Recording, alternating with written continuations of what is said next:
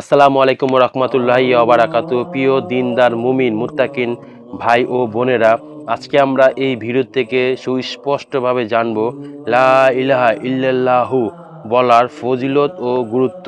প্রিয় মুমিন ভাইরা, 5 ওয়াক্ত নামাজ পড়ার পর অথবা নামাজের আগে বেশি বেশি করে এই লা ইলাহা ইল্লাল্লাহ জিকিরটি করলে কি পরিমাণ সওয়াব ও ফজিলত রয়েছে সেই সম্বন্ধে এই ভিডিও থেকে আমরা আলোচনা করব খুবই সংক্ষিপ্তভাবে। তাই ধৈর্য ধরে ভিডিওটি দেখার রিকোয়েস্ট থাকলো সবার।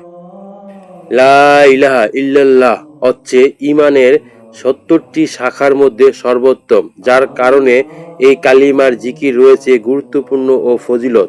লা ইলাহা ইল্লাল্লাহ জিকিরের গুরুত্ব ফজিলতের কয়েকটি হাদিস তুলে ধরা হলো।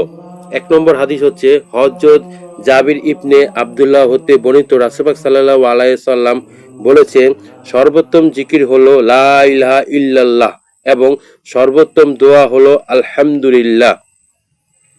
2 নম্বর হাদিস হচ্ছে হযরত মুআজ রাদিয়াল্লাহু আনহু হতে বর্ণিত, রাসূল পাক সাল্লাল্লাহু আলাইহি ওয়াসাল্লাম বলেছেন, যে ব্যক্তি খালেদ অন্তরে একনিষ্ঠভাবে সঙ্গে লা ইলাহা ইল্লাল্লাহ বলবে সে জান্নাতে প্রবেশ করবে।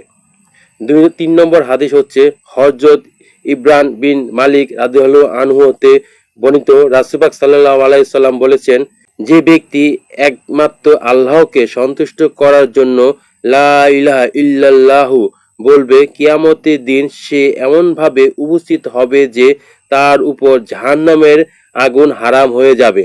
সুবহানাল্লাহ।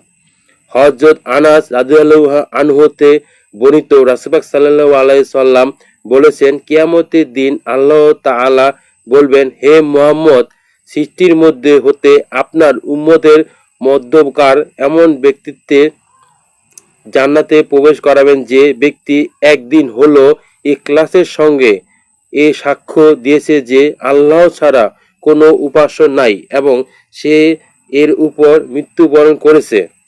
পরিশেষে যে ব্যক্তি সব সময় লা ইলাহা ইল্লাল্লাহ জিকির করবে, আল্লাহ তাআলা তাকে ঈমানের সঙ্গে মৃত্যু নসিব করবে। আল্লাহ তাছাড়া জিকিরি কলবকে সজীব রাখার পথ। হযরত আবু দারদা আলাইহিস সালাম হতেন বলেন, যাদের জিহ্বা আল্লাহর জিকিরে তরজাদা থাকবে তারা হাসতে হাসতে জান্নাতে প্রবেশ করবে। নবী করিম সাল্লাল্লাহু আলাইহি সাল্লাম বলেছেন, প্রতিটি জিনিসের মরিচা পরিষ্কার করা যন্ত্র আছে, আর অন্তরের মরিচা পরিষ্কার করা যন্ত্র হলো আল্লাহর জিকির। অবসর ও আরামের সময় জিকির করতে থাকলে বিপদ আপদ তা কাছে আসে না।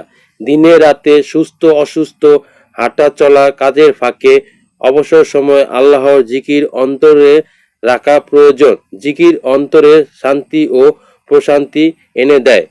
হাদিস শরীফে বর্ণিত আছে, যে ব্যক্তি নীরবে বসে আল্লাহর জিকির করে ও তার চোখ থেকে অশ্রু প্রবাহিত হতে থাকে, আল্লাহ তাকে তার রহমতের ছায়ায় আশ্রয় দান করবে। সুবহানাল্লাহ।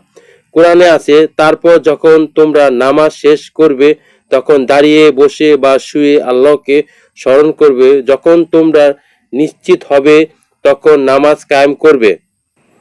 সুতরাং প্রিয় মুমিন মুত্তাকিন ভাই ও বোনেরা, লা ইলাহা ইল্লাল্লাহ জিকির শুধু নামাজের ক্ষেত্রে না, যে কোনো সময় আমরা এই সময় পেলেই কাজের ফাঁকে বা কাজের মধ্যেই আমরা এই লা ইলাহা ইল্লাল্লাহ জিকিরটা সব সময় করতে থাকবো।